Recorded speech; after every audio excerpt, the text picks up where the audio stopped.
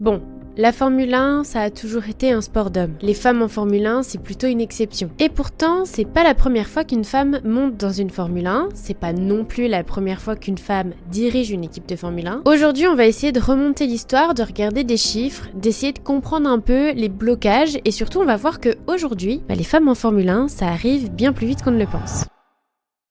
On va commencer par revenir sur les 5 femmes qui ont réellement couru en Formule 1. Déjà, on peut pas commencer cette vidéo sans parler de Maria Teresa de Filippis. Elle a commencé sa carrière automobile en 1948 avant de franchir un palier en 1955 en devenant pilote de Maserati. Après arrive 1958 et Maria Teresa va s'inscrire à sa première course, le fameux Grand Prix de Monaco. Malheureusement, elle va pas réussir à se qualifier, mais elle prendra son premier départ en Grand Prix du coup au Grand Prix de Belgique et elle finira 10e. Après, malheureusement, il y aura d'autres tentatives dans le championnat, mais elle a eu le droit à des abandons et des non-qualifications. Elle va quand même participer à des courses de Formule 1, mais hors championnat, et mettra fin à sa carrière peu de temps après.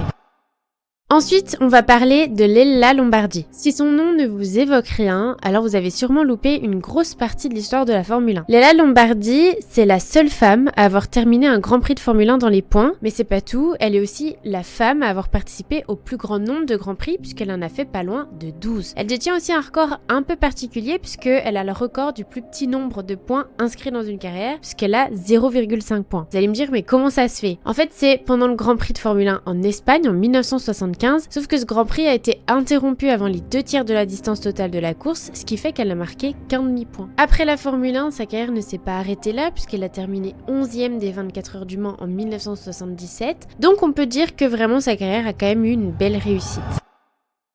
On continue après avec Davina Gallica. Alors, beaucoup de gens peuvent la connaître par rapport à sa carrière de skieuse alpine, mais c'est pas la seule corde à son arc puisqu'elle a aussi été pilote automobile. En fait, la carrière de pilote automobile de Davina, elle est partie d'un pur hasard. En fait, elle a été invitée à une course automobile de célébrité, sauf qu'elle a montré des capacités de conduite un peu particulières. Donc elle s'est dit qu'elle pouvait tenter une reconversion dans la course automobile. Donc elle a d'abord commencé par le karting, ensuite elle a disputé des courses en Formule 2 et elle a fini en Formule 1. En fait, Davina est devenue la protégée de John Webb et de Nick Whiting, ce qui fait qu'ils vont l'intégrer à la Formule britannique et donc la mettre au volant d'une Surtees TS16. Vous vous doutez bien qu'elle va exceller en Formule britannique, ce qui fait qu'ils vont décider de la faire courir au Grand Prix de Grande-Bretagne en 1976 et surtout ce qui va marquer ce jour-là, c'est qu'elle est arrivée en portant le numéro 13. Un numéro qu'on ne voit absolument jamais en Formule 1 parce qu'il est très réputé pour ne pas porter bonheur. Et on dirait que la légende dit vrai puisqu'elle n'arrive pas à se qualifier pour ce Grand Prix. Ensuite, l'année suivante, ils vont lui proposer une nouvelle voiture, la Surtees TS19, qui est une ancienne génération. Sauf que clairement, les ingénieurs et les techniciens n'arrivent pas à préparer correctement la voiture. Donc elle est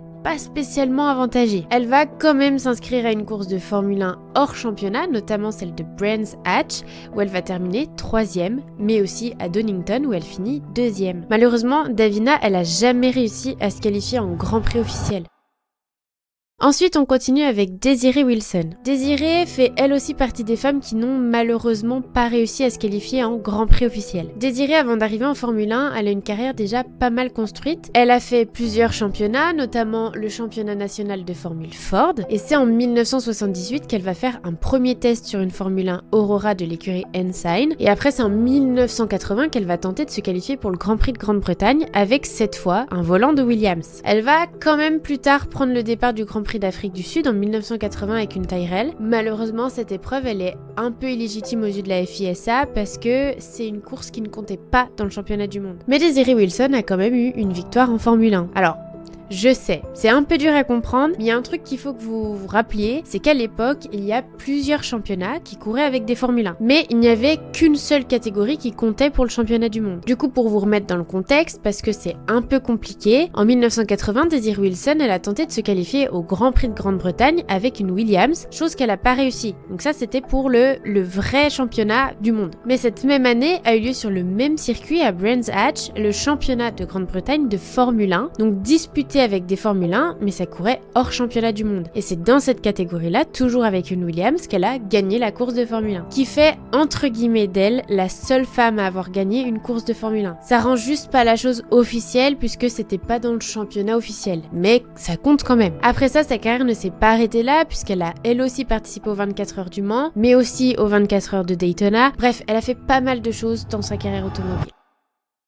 On finit avec Giovanna Amati. Elle a commencé sa carrière de pilote en 1981 en Italie, au championnat de Formule Abarth. Ensuite, elle est passée en Formule 3 et en 1987, elle passe au championnat international de Formule 3000. Donc sa carrière commence assez fort. Ce qui va entre guillemets la propulser en Formule 1, c'est qu'en 1991, elle va beaucoup faire parler d'elle en obtenant surtout une séance de roulage en Formule 1 avec l'écurie Benetton Ford, qui à ce moment-là est dirigée par nul autre que Flavio Briatore. Et donc elle va être engagée dans l'écurie Brabham en 1992. En fait, ça a été plus vu comme un coup de pub parce qu'à l'époque, Brabham était au plus mal financièrement et donc ils sont à la recherche active de sponsors. Et le fait de prendre une femme dans l'écurie, c'est un gros coup de pub puisque la dernière femme remonte à Desiree Wilson en 80. À ce moment-là, seuls les 26 meilleurs pilotes peuvent prendre le départ du Grand Prix. Donc là, on est au Grand Prix d'Afrique du Sud et elle va malheureusement réaliser le 30e et du coup dernier temps des qualifications. Donc elle n'arrive pas à prendre le départ de ce Grand Prix. Et malheureusement pour elle, ça va être un peu le même cas au Mexique et à Sao Paulo où elle arrive toujours pas à se qualifier. Et donc c'est au Grand Prix d'Espagne que Brabham va la retirer de l'écurie, entre autres parce qu'elle a pas réussi à attirer des sponsors, enfin du moins pas autant qu'ils auraient aimé, et du coup ils vont la faire remplacer par Damon Hill. Giovanna reste aujourd'hui la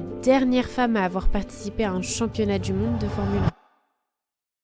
Voilà pour les 5 femmes qui ont réellement couru en Formule 1. Mais maintenant qu'on sait que des femmes en Formule 1, c'est possible, il y a une question qui se pose, c'est pourquoi il y en a presque jamais au plus haut niveau. Le premier problème qui se pose, c'est que la sélection des pilotes, elle va commencer très tôt, c'est-à-dire vers 6 ou 7 ans pour la plupart. Le karting, c'est la porte d'entrée obligatoire pour une future carrière de pilote de Formule 1, sauf qu'il y a quand même beaucoup moins de filles. On a beau dire ce qu'on veut, quand on est une fille, le premier sport auquel on va penser, c'est pas forcément le karting. Ensuite, il y a un autre problème qui se pose et qui fait le tri énormément, et même au niveau des hommes, c'est l'argent. Le schéma classique, c'est tu commences par le karting, tu vas en Formule 4, ensuite t'enchaînes avec la Formule 3, puis la Formule 2, et si la chance te sourit, tu finis en Formule 1. Sauf qu'à chaque étape, entre guillemets, c'est des milliers et des milliers d'euros, et à plus tu vas monter dans les catégories, à plus ça va être cher. Donc si t'as pas de sponsor, ça devient très compliqué. Et souvent les sponsors, ils font eux-mêmes le tri en prenant des profils qui sont déjà bien visibles, déjà bien installés, et qui sont entre guillemets validés par le système. Et vu que les femmes sont beaucoup moins nombreuses, elles sont perçues comme beaucoup plus risquées. Donc elles sont moins financées, donc à moins d'avoir des parents relativement aisés, c'est pour certaines beaucoup trop compliqué. Ensuite, il y a un autre truc qui pose problème, c'est le mythe du physique. C'est souvent qu'on entend que la Formule 1 c'est trop physique pour les femmes, mais en réalité ça tient pas forcément debout ce qu'ils disent. La F1 ça demande quelques critères, notamment de l'endurance, la précision, on va même dire la résistance à la chaleur et une plutôt bonne capacité à récupérer. Ce que la Formule 1 ne demande pas en revanche, c'est de la force brute. On l'a déjà vu, le gabarit en Formule 1 c'est pas spécialement un avantage, au contraire à plus t'es léger, à mieux c'est. Donc le physique c'est souvent un prétexte. Et le dernier truc, c'est le cercle vicieux. Alors celui-là c'est quand même quelque chose. En gros, le vrai problème, c'est que tout s'auto-alimente. Donc, peu de femmes, c'est peu de rôle modèle. Peu de rôle modèle, c'est peu de vocation. Peu de vocation, c'est peu d'investissement. Et peu d'investissement, c'est peu de résultats visibles, tout simplement. En fait, le système dit jamais vraiment les femmes ont pas leur place. C'est juste que, entre guillemets, il leur laisse pas le temps ni l'argent pour arriver au sommet. Les femmes en Formule 1, c'est pas l'absence de talent, c'est juste qu'il n'y a pas de structure adaptée pour elles, entre guillemets. Sauf qu'il y a pas longtemps, la Formule 1 a tenté quelque chose, et ce quelque chose, c'est la création de la F1 Academy. C'est la première fois que des jeunes pilotes féminines vont rouler dans des monoplaces de Formule 4, mais c'est pas tout, c'est qu'elles vont courir sur certains mêmes week-ends que la Formule 1, donc elles vont suivre le paddock, les circuits, le calendrier, et surtout ce que ça va leur apporter, c'est une énorme visibilité, parce qu'elles vont passer à la télé, tout comme les Formule 2 et les Formule 3. Et on sait tous qu'en sport automobile, la visibilité, c'est pas que du confort, c'est une condition de survie. Et le mieux dans tout ça, c'est que ce projet il est porté par une femme qui connaît parfaitement ce milieu, Susie Wolff. Alors oui, c'est la femme de Toto Wolff, le patron de l'écurie Mercedes, mais c'est avant tout une ancienne pilote. Et elle était membre d'un programme de Formule 1, donc elle sait de quoi elle parle. Et cette année, on a vu des choses incroyables en F1 Academy, des pilotes avec des talents monstrueux, et surtout on a vu Dorian Pain. Clairement, ce que Dorian Pain a montré cette saison, c'est qu'avec du talent et des bons outils, elle est capable de faire exactement la même chose que font les hommes. Ses performances cette saison ont été tellement solides que Mercedes a prévu des essais en Formule 1 avec elle en 2026. Et avec les histoires des 5 femmes que je viens de vous raconter, on voit bien que les essais en Formule 1, c'est une très grande importance et ça peut mener à bien plus haut. Donc la F1 Academy, ça a été créé quand même dans le but d'offrir un tremplin aux femmes vers la F3, la F2 ou même la F1. Et Dorian Pain va possiblement être la première à utiliser ce tremplin au final. C'est vrai que quand on parle parle des femmes en Formule 1, on pense presque toujours aux pilotes, mais la Formule 1 c'est pas seulement des pilotes. La Formule 1 c'est avant tout un sport collectif avec des ingénieurs, des stratèges, etc. Et en réalité, des femmes travaillent déjà au cœur même de la Formule 1 tous les week-ends sur toutes les courses.